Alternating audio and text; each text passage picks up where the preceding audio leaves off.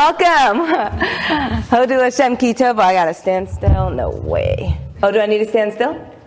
No, not happening.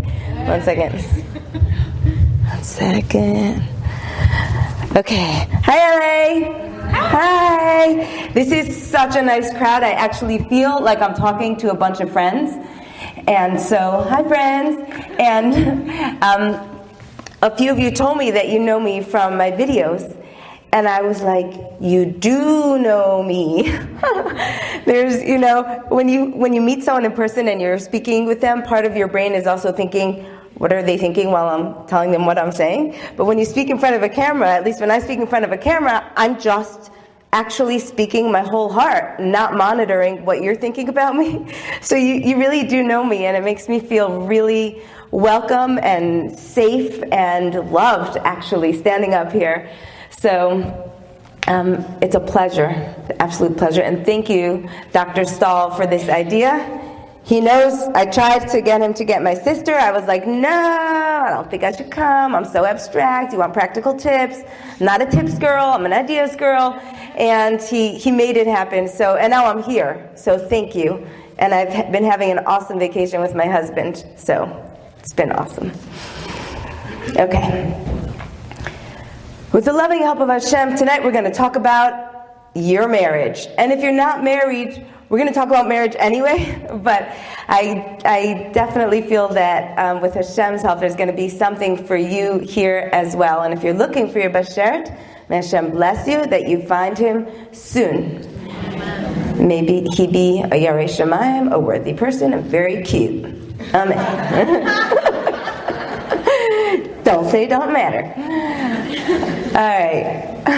So when we think about Shalom Bayis, what comes to mind is a book, like when you're newly married, and they tell you, okay, here's how you have a good marriage.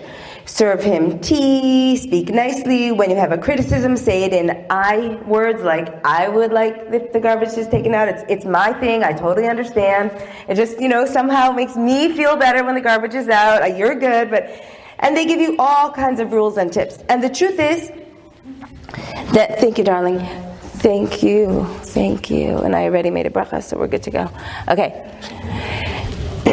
And the truth is that those tips, they're really important. They do make up the stuff of a solid relationship. If you can't put your phone down when your husband walks in the room, you got trouble. Because it really matters. If you stop getting dressed nicely, you forget that you're a woman, you forget that you are his woman, you got trouble. It really, really matters.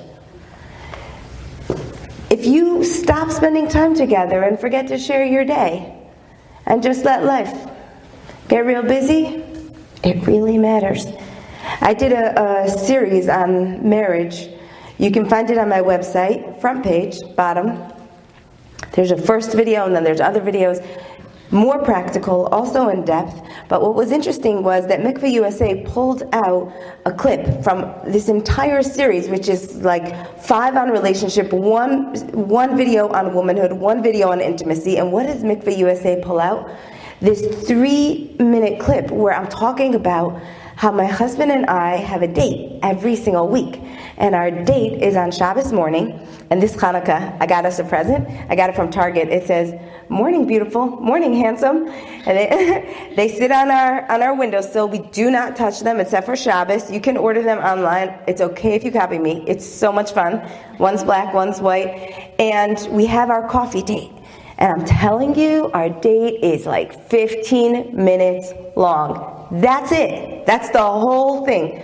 Best time of the week. Because it's always there. It's always ours. And it was amazing. When they're talking about mikvah and a relationship, that's what they pulled out. Like, just to spend the time together. So, all of these things are very, very important.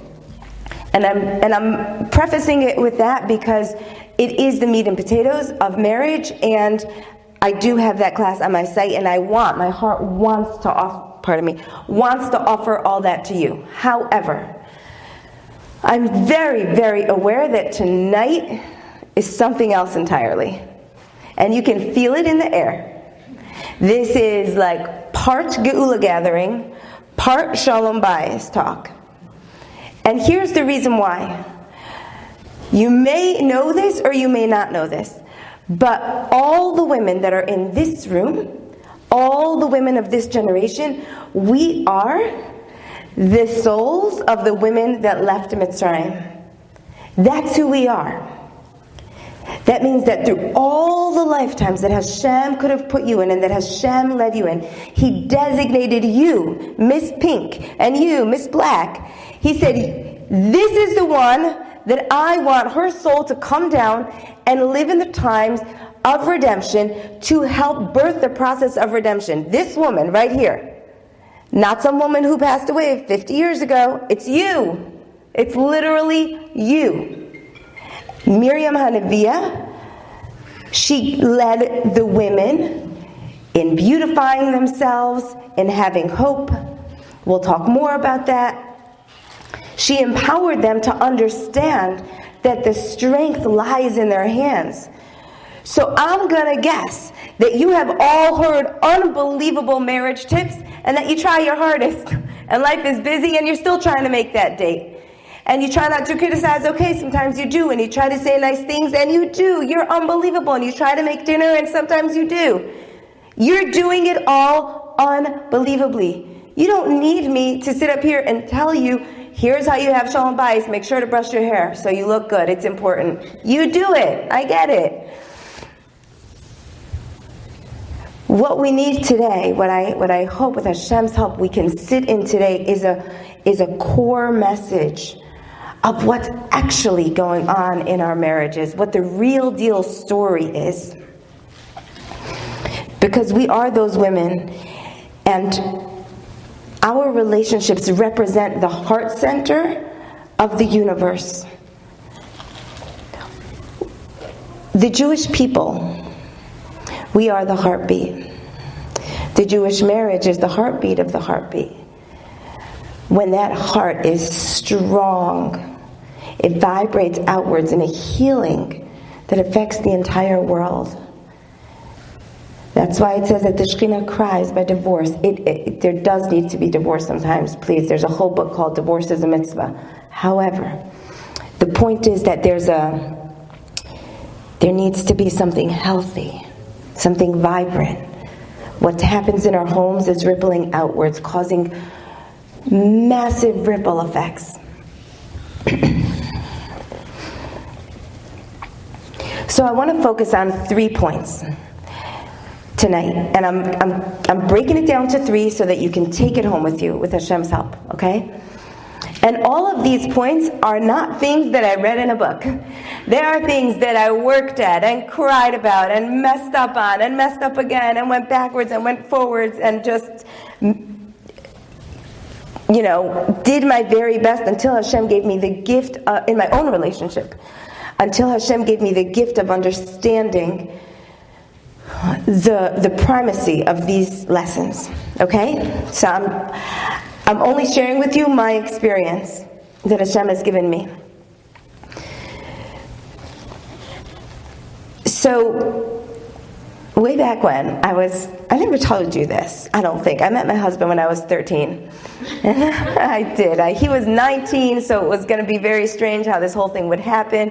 His sister was married to my brother, Leva Shalom. We just knew something was up, something was there. Thank God he went to yeshiva in Israel, and I went to high school. So he's in my 8th grade yearbook. It was like an neshama connection, but thank God we couldn't hang out. But we knew, and it was a very interesting story. But the bottom line is that when I got married at 17, I was a baby, a total baby. And one of the lessons that I learned when I was a 17-year-old baby getting married was that your husband's ruchnius, his spiritual life, depends on you. Ooh, you know what that means. Tell him to go out and learn Torah, right? Encourage him to learn with the children. Tell him you love it when he says the Devar Torah at the table. Tell him all of these things because his spirituality is in your hands. Way to ruin a marriage. way to ruin a marriage, way to confuse a kala, as if what her husband is doing is not enough. If I got to be the pusher, then he's not enough. You guys see how that's the automatic downloaded message? Ladies, push your husbands. What? All right. I love the line, the truism of the line that says that men marry women and wish they'd stay the same. No, women marry men and hope to change them. Men marry women and wish they'd stay the same. That's the truest of the true. So this year, something happened to us that helped me to understand something else about ruchnius in a marriage. What happened was, this is a big forum, so unfortunately I could always share details in private, but right here we're just going to go with general issues. Let's just acknowledge that everyone's got issues. Okay, woohoo! So there was one of those issues. There was one of them, and it was going on for a long time, and it was so difficult for us. We were scared. He was scared. I was scared. What happens when you're scared? You start to blame. Maybe you should do that differently. Maybe you should do that differently. Something's got to change. Something must change. Something must change. And then I see that it's really starting to affect my husband. So I start davening for him, and something's got to happen. Well, what actually happened was the answer of all answers, the Yeshua of all Yeshuas, the salvation of all salvations. And this was how it came about. There was a neat little book that came into my awareness called The Secret to Miraculous Salvations. Raise your hand if you have that book. Oh my gosh. Okay, homework. Go out and get the book. The Secret to Miraculous Salvations. You can read it in 20 minutes. It will change your life. It's the deepest work of the Zohar, made available to us before the days of Mashiach, talking about the following idea. The idea is that HaKadosh Baruch Hu, the Holy One, his greatest desire is to give to us. That's all he wants to do. And we don't even have to deserve it. The idea that we have to be good and then God gives to us is not true. In the depths of his being, in the highest of high, in the Kisei HaKavod, HaKadosh Baruch Hu's only tefillah is, please let me have a rachamim gedolim, great mercy on my children. In order to create the tzura, the form of the world, Hashem made systems. The systems were nature. But Hashem is really above nature.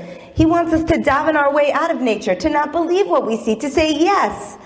Yes, it can happen. Yes, it will happen. I need the $10,000 for that house. I don't believe that it's not here because of HaKadosh Baruch Hu, you are way beyond what my bank says. My bank is nothing. You are everything. Not only is nature a mask, check it out. Even the angels themselves, the angels, they don't hold a candle to the relationship that we have with Hashem. They're a system that he put in place also. Checks and balances, there's a prosecutor, there's what's the other guy? A defender, right?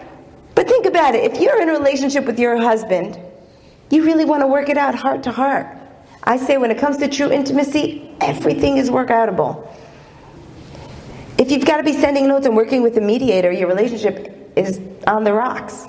Hashem doesn't want a relationship with us that's on the rocks. He wants us to look past the systems and know that we don't have to do a thing he only wants to give to us.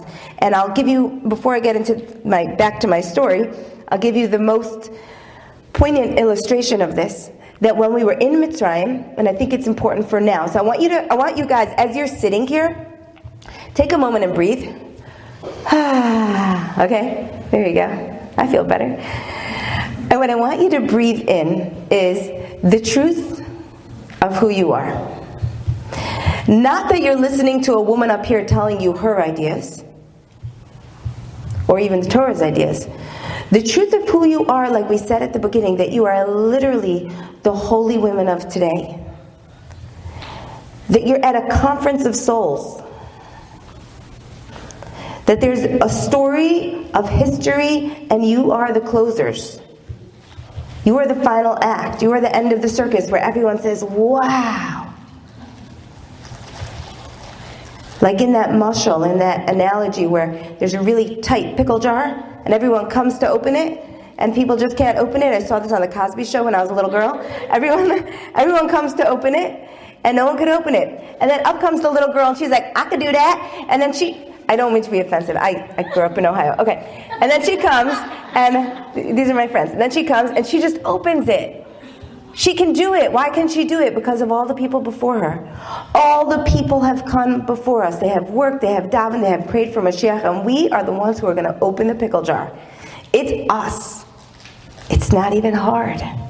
We're going to talk tonight how we're going to do it. So breathe it in that you are that holy. Married, unmarried, it doesn't matter.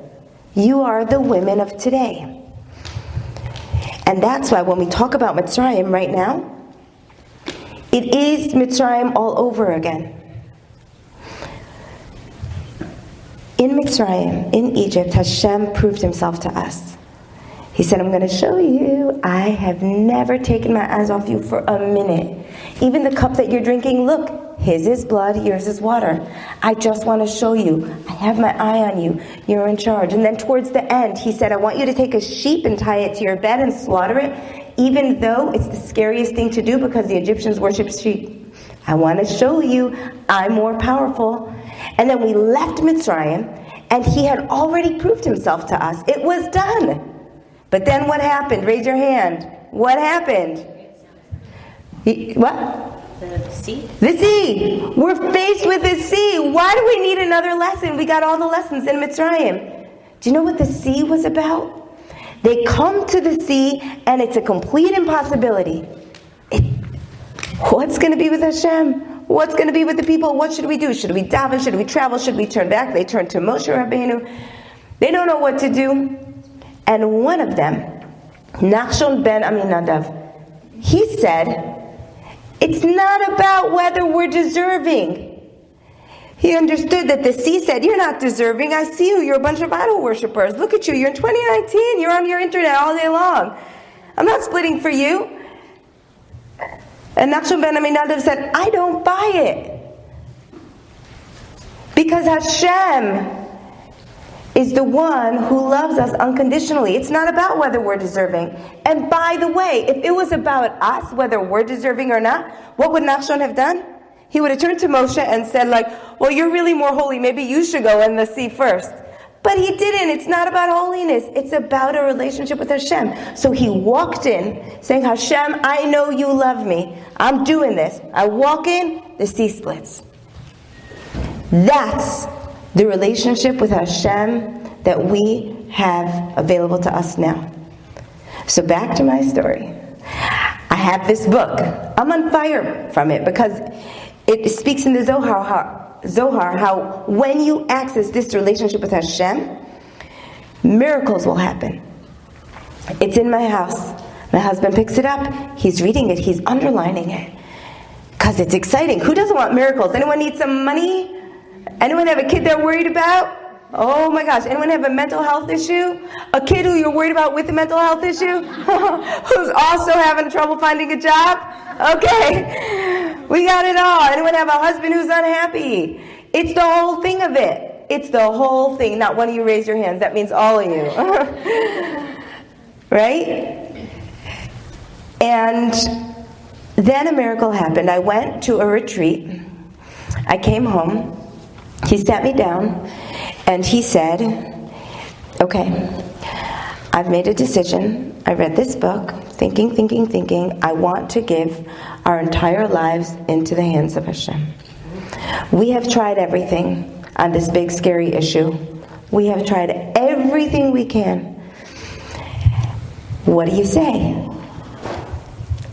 I said, okay, what is it going to look like? What does it mean? And he's like, no, of course, we're going to work at this.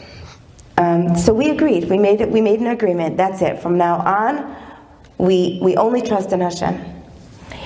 And so I think it was that day or the next day that we began to take walks, gratitude walks, and we followed the directions of this little neat book that you're going to buy. And the directions are, thank Hashem in advance for what He's going to send you, and experience the joy as if it's already here. Remember that in Hashem's world there's no time, and Hashem doesn't need our prayers. It's us who needs to connect to the truth of who He is. So we would walk with our hands, sometimes holding hands if we could find a little private place in the woods, and then we just start talking. Thank you, Hashem. First, all the basics. Thank you for our children. Thank you that he got into camp. Thank you that he got into school. Thank you for this. Thank you for that. And then, thank you for the new oven that you're about to send us. And start visualizing it. Oh my gosh, I love this oven. It's so good. It's amazing. Think about the oven. Think about the bills. Oh my gosh. Could you imagine the bills are going to be there? It's going to be so much fun. They're going to be all paid. Oh, it was just a joy. And this we continued to do more and more and more. And sometimes we started to go out by ourselves, each to the woods, to thank Hashem in advance for the things that He's going to send us. Because remember, if you thank Hashem, if you say, thank you Hashem that my son is gotten to camp, please let him make friends. What does that say about the relationship? That's not very trusting. It's like, but you forgot about one thing. No, Hashem's got you covered. Just thank Him. Step into the truth of it. So there we were doing this. And many miracles unfolded. And what I learned was the following principle that I want you to take home with you, please. There are 3 partners in your marriage. And if you are single, you are not alone. You have a Kadosh Baruch Hu as your partner. You are married to Him. You're not kind of married to Him. You are married to Him. And then one day your 3rd partner is going to come. It's going to complete the triangle. I thought when I was a little girl and for the next 20 years, that, helping my husband with his ruchnius, with his spirituality, is like influencing him or telling him or supporting him or moving him. What I didn't realize is that Hashem was waiting for me to understand that Hashem Himself is invested in our success. He wants our success. He's the 3rd partner in this. I don't have to tell my husband what to do. Are you kidding? That's horrible marriage advice. I simply need to go to Hashem and say, Hashem, this sweet man could use your support.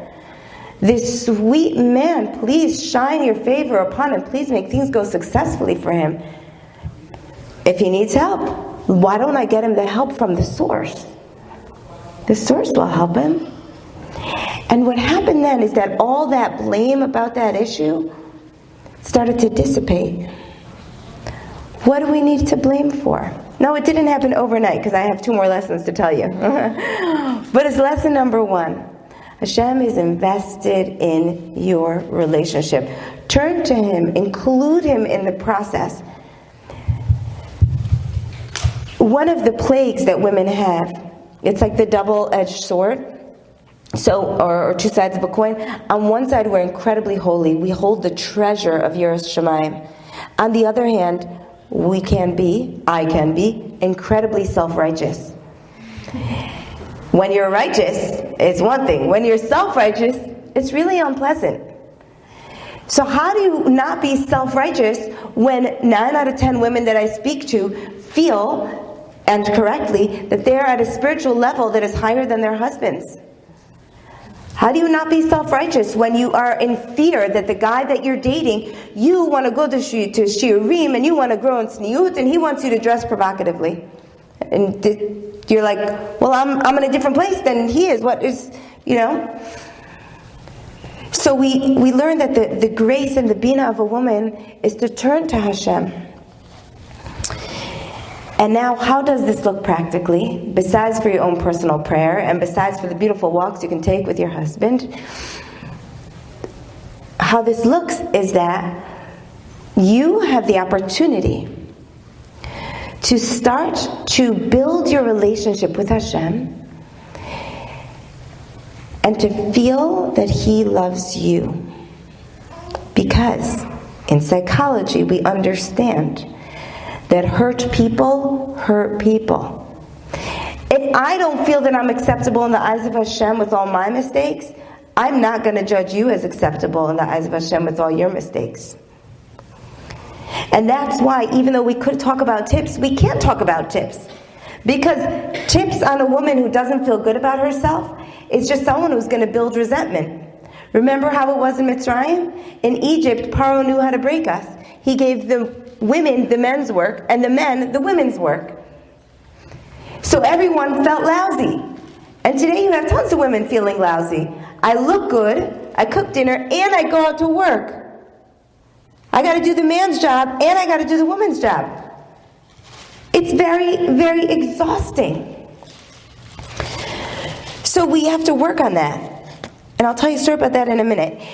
But what you're going to do with this work is you have the opportunity to do your inner work, and then, this is where it gets really beautiful, to look at your, thank you so much for your smile, by the way. You're just like beaming at me, and I love it. You, yeah. It's an amazing face. Okay, I love it. What's your name? Miriam. Thank you. Oh, because she's a Miriam. Okay. She's leading the way to redemption. I get the connection. I'm feeling it. Good vibes for Miriam. So, good vibes all around. So, do we have any Miriams on this side, by the way? Woo! Hello. I don't mean to pay favorites or anything, but...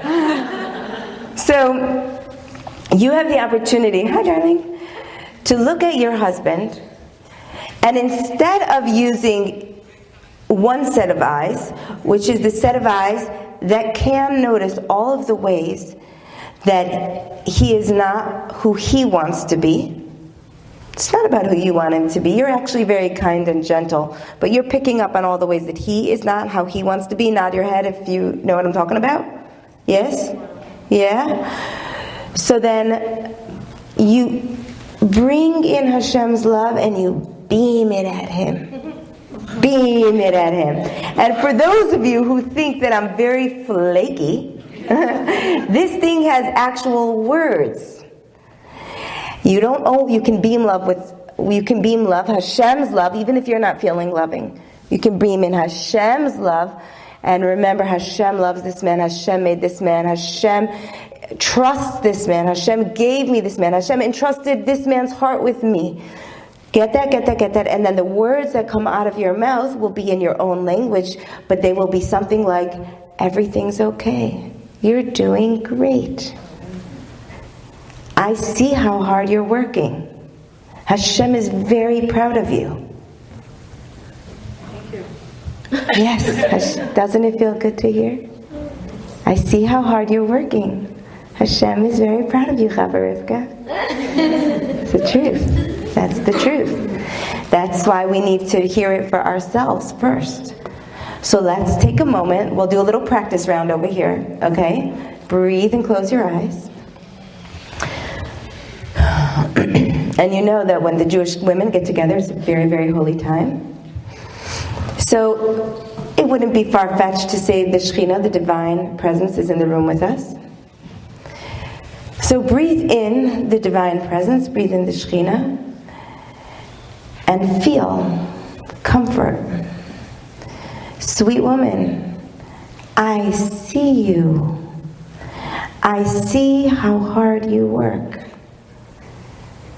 Sweet girl, sweet wife, sweet mother, I see how you think day and night about your relationships. I see how you yearn. I see how you cry.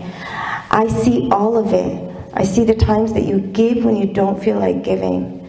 I see the way that you judge yourself, and I wish that you wouldn't, because all I see when I see you is a precious, holy, and perfect daughter. And I trust you. And I honor you. And I'm so grateful for everything that you do. I'm so grateful that you are such a trustworthy messenger for my will, that you try your absolute hardest to be honest, to be kind, to be giving, to look within yourself and to improve yourself. It is not necessary that you be hard on yourself. When you are hard on yourself, you make a mistake and think that I'm hard on you. Instead, dear woman, be gentle with yourself, and in that gentleness, feel my gentleness towards you. And I love you. I might cry. Thank you, Hashem. Oh, look, I got my sneeze on tour anytime. It's great. Yeah. We don't know. We don't have a clue, friends. We don't have a clue. I'm really going to put this mic down. Hang on. I can't get away from the clip-on mic. We don't have a clue. We run around with a rottenness in our mind of all the ways that we're inadequate. And what's going to come out in our marriages? Wah, wah, wah. It's not going to be happy. So step one, we got our first point to walk home with. First point to walk home with. Hashem is the third partner in your marriage. He's invested in your success. Turn to Him.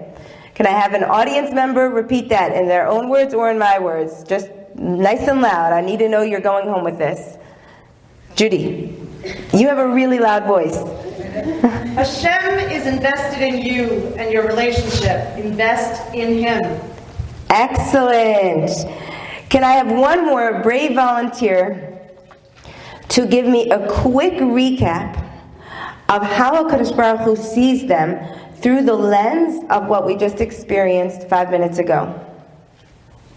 Yeah, come on. Oh yeah, you look like you belong on stage. Come on, look at that outfit. I love it. She belongs on stage. Okay. What does Hashem have to say about you? Tell them your name. I'm Nicole Leah. Hashem says to me that I'm perfect like this. He made me exactly the way He wants me, and nothing can take that away from me. And I'm here to do what I'm doing and even more. And He's going to give me exactly what I need, drop by drop, every second. If I turn my face, all I have to do is turn my face. And He's right here with me, letting me be what I already am. And I don't have to change it. I'm perfect. I just have to be it. And He lets me be it. Amen. Beautiful. Oh, Baruch Hashem. When the message is received, it's the best thing. Do you know that people are allergic to the word perfect? It's very like Christian thing where like the belief that you're born imperfect. Don't be scared of the word perfect. Perfect means you're not going to work. Doesn't mean you're not going to work. Perfect means it's perfect. I once saw a video clip that made me very sad. It was this series about adopted children being reunited with their biological parents later on in life. So two of the families went very nicely, and this third one was this elegant woman in her 60s. And the child, if anyone is adopted in here, you do not have to raise your hand, but I want to apologize in advance if I'm triggering you by mentioning adoption stories. You never know what might hurt someone. This is literally just for the lesson that I got. So just hold on to your heart. There's nothing in here that's any judgment or anything. And it's always very complicated. But this is just the lesson from this clip. So this woman who had to give her daughter up for adoption, and the daughter who was in her 30s was coming to be reunited with her, and the daughter was in pretty bad shape. She did not grow up in a well-to-do home. She was not so emotionally healthy. And they had this reunion, and the daughter hugged her mom. And the mom said, and the daughter said, "Mom, I've needed a mom. Thank you for making this happen. Mom, I've needed a mom." And the mom, she couldn't accept the embrace. She was like, she couldn't hug it. She was like, "No, I shouldn't have given you up. No, it was wrong. No, I shouldn't have." She's like, Mom, it's okay, Mom, I just need you. We're together now. It's okay. It's all over. I forgive it. I just need a mom. And she's like, "But I can't. It was awful. And I saw with my very own eyes that when we don't forgive ourselves, we can't be in relationship with the other. Essentially, the mom was so self-mutilating, and you think that that's so righteous. No, I'm imperfect. Then you're not available. She would rather an imperfect mom than someone who is busy blaming herself. HaKadosh Baruch Hu would rather us say, "I know I got things to work on, but you know I'm crazy about you." Right? And He says the same thing to us. So we got lesson number 1.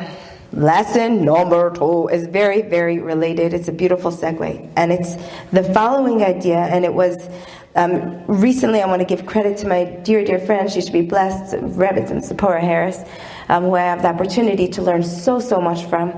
She's a great tzaddikas, and this was an insight that I've been talking with her about again and again recently, and I was like, wow, this is what we need to hear. And it goes like this.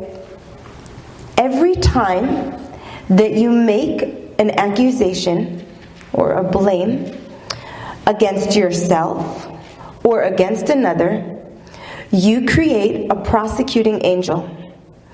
And that prosecuting angel wants to come and hurt you and do damage. So that if you're sitting there trying to get Shabbos together, you're not sitting. You're trying to get Shabbos together. You're running around. You're cooking. You're cleaning. You're bathing all at once, and your mind is with all the blame and accusations.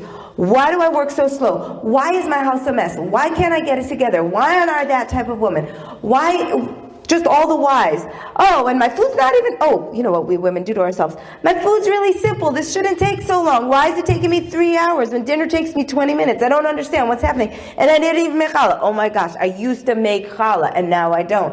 And it goes on and on and on. And your day is just not pleasant. Instead of filling your home with Kedusha, you are filling your home with prosecuting angels. And before you know it, the phone rings at the wrong time, and the soup spills, and the kid cries, and the husband comes home angry, and then you get mad. And by the way, your moods are not your choice. In case you thought they were, they're not. The dark forces, the prosecuting angels, use mood as a way to mess things up. So before you know it, you're terribly irritated, and something that you could have managed beautifully on a Thursday, suddenly, because you're in this mindset where you're literally prosecuting yourself, the prosecuting angel has an opportunity to come in there, mess with your brain, make you so annoyed. By the time Friday night comes, you feel like a horrible person. I bless you, you should never have this experience. This is just a work of fiction. But if any of this even touches you a little bit, then you know what I mean. And what about your husband? What about him? What happens when you're so nice that maybe you don't say it, but perhaps your thoughts are, why don't you get moving? Why don't you be more proactive? Why don't you be more of a gentleman? Why don't you learn the way that you said that you were going to learn? Why aren't you hanging out with the children? Why aren't you being romantic enough? And the dialogue goes on, and you didn't even notice my dress, and it's in the head. All of the disappointments and all of the blame. What happens in there? No room for Kedusha. You have created an environment where the prosecuting angels literally want to tear you down, tear down the marriage. And the Mekatreg, the prosecuting angel that is looming, that wants to, God forbid, attack the whole of the Jewish people. What is that prosecuting angel made of? All of the times that you blamed yourself. Don't think this is a fairy tale. I'm not saying like, it's so cute, it's like poetry, you blame yourself and then you create a monster. No, you create a monster. You create a monster of a husband when you look at him through the lens of disappointment. That's blame. You create a monster of a Yetzer Hara in yourself when you look at yourself with blame. Before you know it, you can't get out of bed, you can't go on a diet, you can't be a good friend because you're none of those.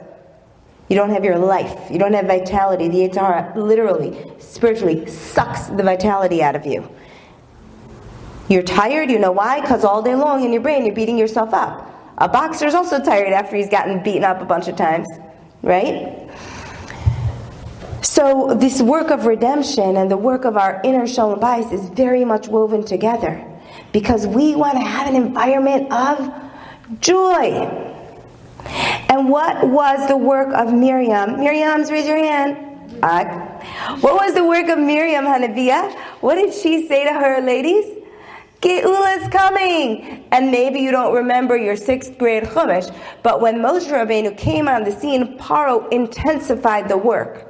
It did not look like Geula was coming. It looked like things were harder than ever. But Miriam said, Actually, she was the one who stood by the river when Moshe Rabbeinu was thrown in the water. You think that's then? She's standing there. She's like, nope. I'm going to wait to see what happens. There will be salvation. In the face of everything that looks wrong, she had the women get their tambourines. It's okay. Why is it okay? Why is it okay when the work intensifies?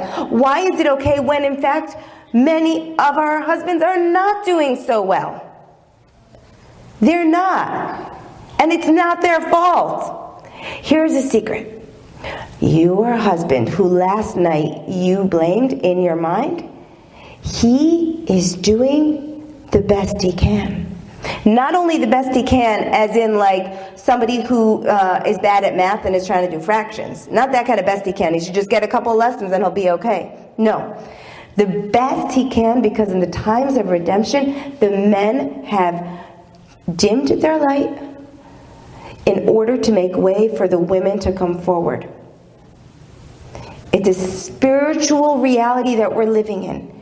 And we get sucked into the old reality, which is that the men go out to work and the women stay home and cook.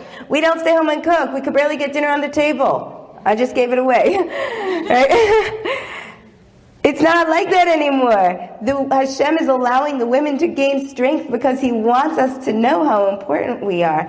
And it's incredibly painful for many men, not every man, for many men to feel that they are not being who they want to be.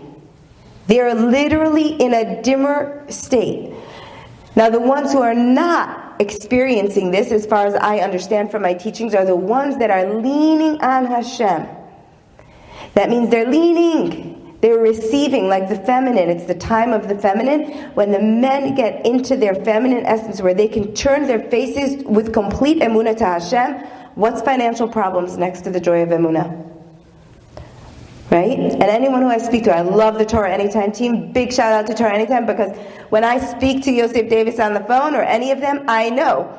I don't know how they fundraise for such a massive project, but they are clearly leaning into Hashem, leaning into emunah. Your husbands are doing the best they can.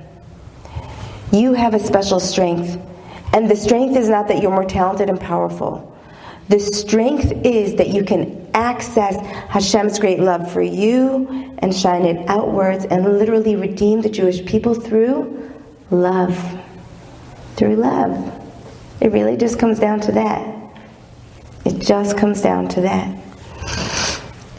So, point number 2 is no more accusations. Not against yourself, not against somebody else.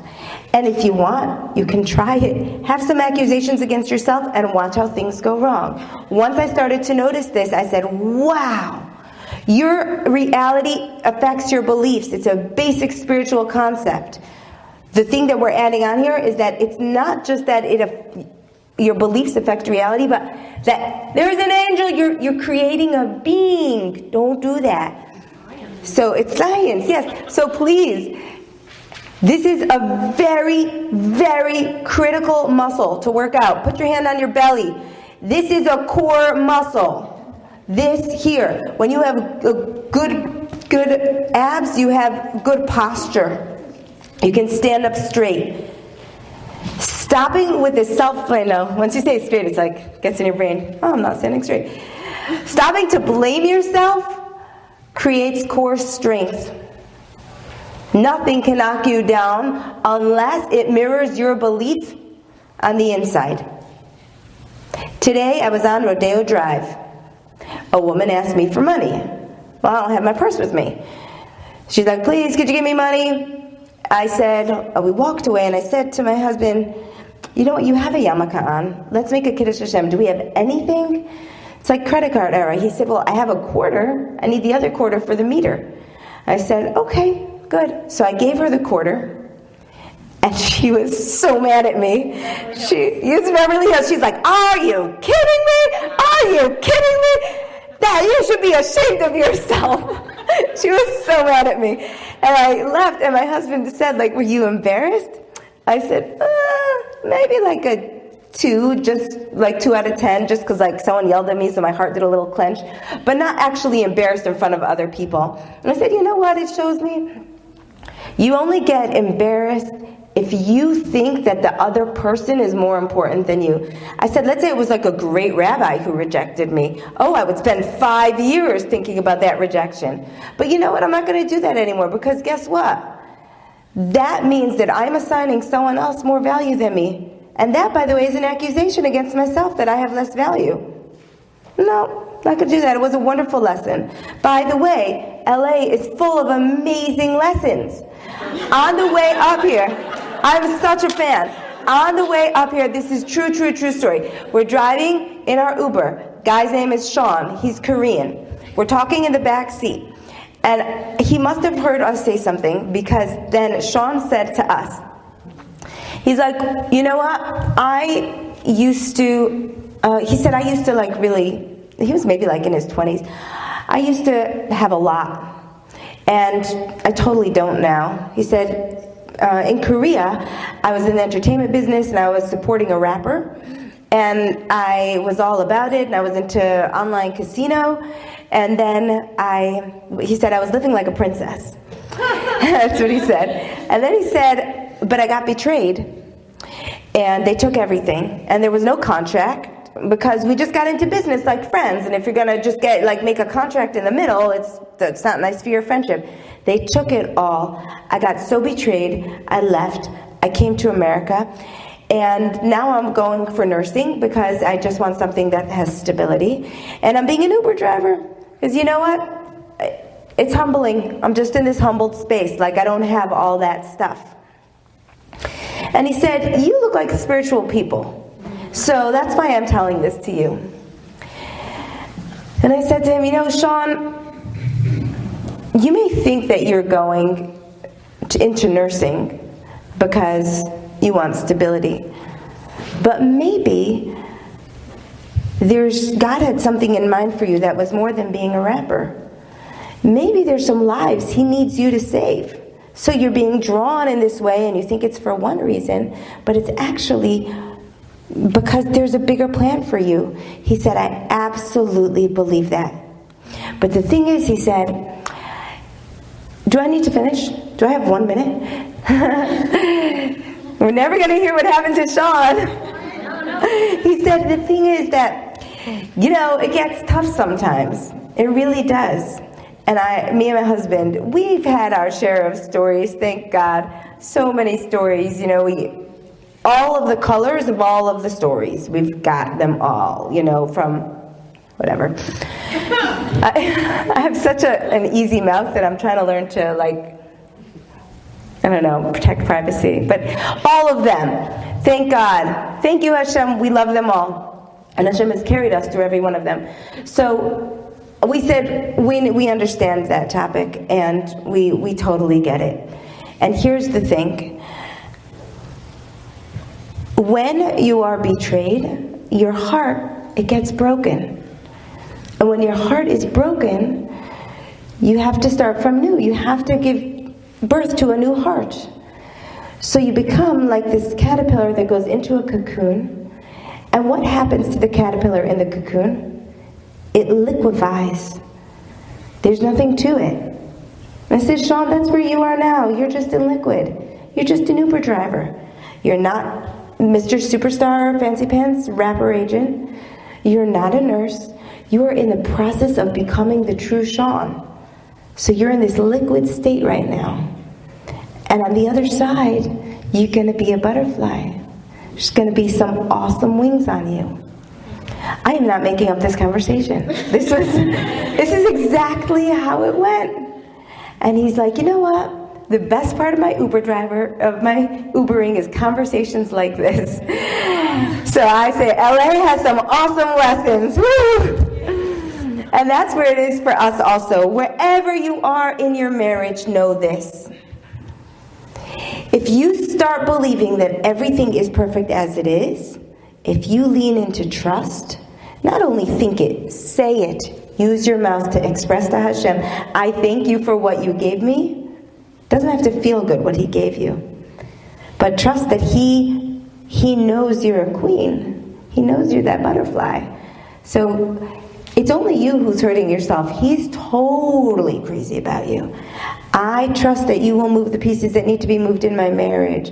I trust that you'll give me the insights that will help me feel good and understand myself and understand my husband.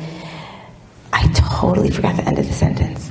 The end. Okay, then... No, just the end of that sentence. All of a sudden I was thinking about how nice it is in Gila's home, because Gila was my host. Thank you, Gila. And I was thinking, I wonder if Gila knows what a wonderful mother she is and what a warm house she has. And I wonder if she beats herself up at the end of the day for the things that didn't get done, or if she ever takes a minute to allow herself to look around and say, like, Gila, you did good. Both. Okay, yeah. So I got distracted. Okay. Thank you for your hospitality. So, point number 2, no blame or accusations. And finally, point number 3. There is a gift that Hashem has for us. It is a gift that is overlooked.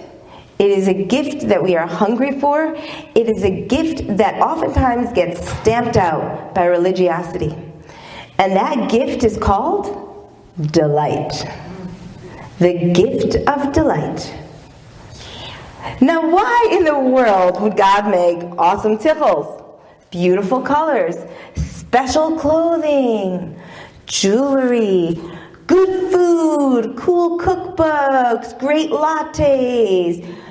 Why does he do that? Because Hashem knows about this wonderful ingredient called delight. If you've ever gone someplace that has no art, you know what I mean. I've had the opportunity to visit the psych ward many times, and for various people, and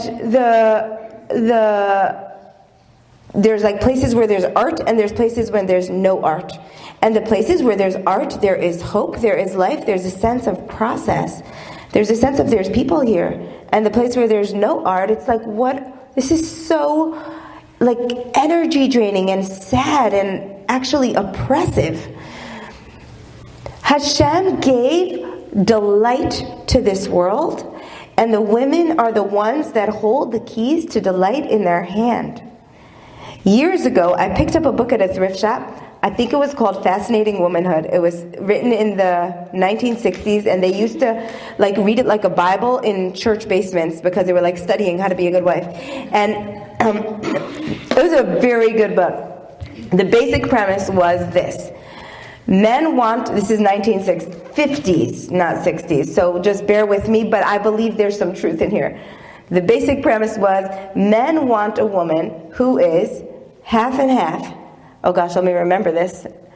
Half domestic goddess and half angelic child. Okay, so it's a very, very not feminist book. You could beat me up later. But when I read it, I got something out of it.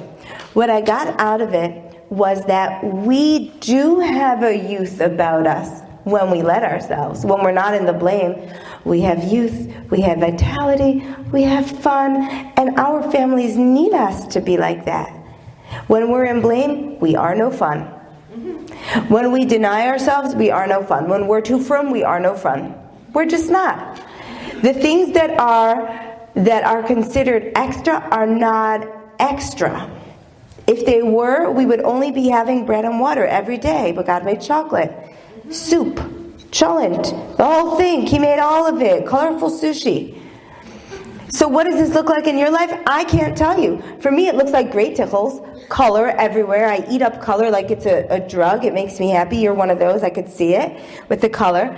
And long dresses, that's what does it for me. And then I like red. I paint the walls red. I like to paint. Whatever it is that makes me feel delightful. Do you know what I just did? I bought myself a block rocker. Do you guys know what that is? It's a cool name. I love it. A block rocker is a speaker so that I can have loud, blasting music. I bought it for my retreats, but I also want it in my house. I thought, why do I have to only have dance parties in my retreats? Why can't my house be a dance party? Trust me, your husband's not going to make your house into a dance party. He might not even dance with you. He won't dance with you. But Turn it on in your kitchen and have a delightful time. If you're going to put on a little makeup, it shouldn't be pedestrian. You're a gorgeous woman. The Gemara says every woman is beautiful, every Jewish woman is beautiful, if not for poverty. So basically, if you don't have money for a little bit of maintenance, you have a hard time bringing out your basic beauty. But we all have, thank God, enough money for a shower. We can do this, folks. That's all it takes. Enjoy it. Enjoy it. That's what you want, what I would like for you to bring home. It's like a step-by-step thing. Step 1, involve Hashem. Feel His absolute love for you. Step 2, stop blaming yourself and the people around you. And I promise you it's hard work. Because my dear, you are probably caught in a rut with someone. Whether it's your husband, most likely, or one of your kids, or yourself. There's going to be one place, especially, but it dances with each other where you are stuck. Undo that thing. Undo it. It's like, I want to see you fit next time I come. I'm telling you this because I'm working on this. It's so constant, but the blessings that come, the unbelievable blessings, like literal miracles you're going to see. And then the final thing is invest in delight. Don't be so, I have to say frum, even though I want you to be spiritual, I want you to be connected. Yiddishkeit was meant to be a joy. The Jewish women are supposed to walk around with vitality, energy. When you see a Jewish woman, she should strike you as someone who feels good about herself, who knows who she is, who's enjoying. And I'm going to finish with this little piece of delight. In a little children's book on Shmir Solashon, the front page was speaking about the Jews in the desert. And it said, what did the Jews in the desert do? They did not have phones. They did not have games. They did not have swimming pools. They did not have books. What did they do in the desert for 40 years? It was just a children's book, but it was such an interesting question. And then came the answer, and the answer had like a lush, maybe like a palm tree or something over here, some greenery, and it started to list. They enjoyed the sun, they enjoyed the moon, they enjoyed the breeze, they enjoyed each other, they enjoyed their laughter, they enjoyed their alone time, they enjoyed breathing, they enjoyed smiling, they enjoyed making each other feel good. They just enjoyed. They enjoyed Hashem's presence. They enjoyed. It's an art to learn how to enjoy. When we speak Lashon Hara, when we get it into this blame, it's because we are not enjoying what's here. You wouldn't have a bride who's in the middle of enjoying her wedding say, could you look at her dress? Like, well, how'd she get so fat? You're not going to speak Lashon Hara when you're in the middle of your highest ecstasy. Not going to happen. So we're working on repairing this world through love, starting with our marriages. And point number 3 is invest in delight. Now, I'm going to want you guys to stand up for a minute. We're finishing off. You put your stuff down. Okay? And for just like 1 minute, if we had music, we'd use music and we'd dance, but we can't do that. So you can move just a little bit, just let yourself move a little bit. And I want you, I'm on camera, so I'm going to move a very little bit. But you guys are not. Okay? Stretch. Yes, do that. Stretch. Notice the self-imposed rule that you have to sit still. Any one of you could have stood up and gone in the back and walked around. Life is not meant to be done sitting still. Stretch, move. Feel delight. Feel delight of life. Think of something that you're unbelievably grateful for. Think of a wonderful moment and tell it to your friend now. Go ahead. Just say it. A wonderful moment. Yeah, there you go. Yeah, you tell her, your friend. Yes. You guys make a little threesome right here. All 3 of you. Yeah.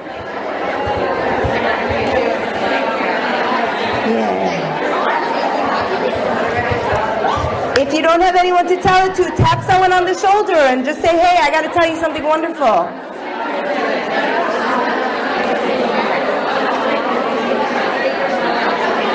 Awesome. Okay, get a hug and give a hug. There you go. No exceptions. Excellent.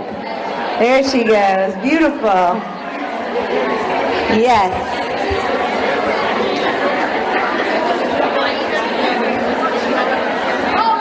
Okay. Shh. You don't have to sit down, but listen carefully. Think about the woman. This is my final point, Dr. Saul. I'm leaving. I'm going. Think about the woman you want to be when you walk in your door. And when you are that woman and you walk in your door when you leave this class, put a shield of delight around you. Like a Wonder Woman cape. A shield of delight that nothing can stop it. Because when you go home, there's going to be a lot of people waiting for you. They want to take away your delight because they don't know about it. They don't know that you're in delight. You've got to protect it. They want you to do bedtime. They want to, whatever you do it with delight. Thank you everyone for coming. May we see the Geula Shalema. Amen. Thank you, Dr. Saul. Hi, Dr.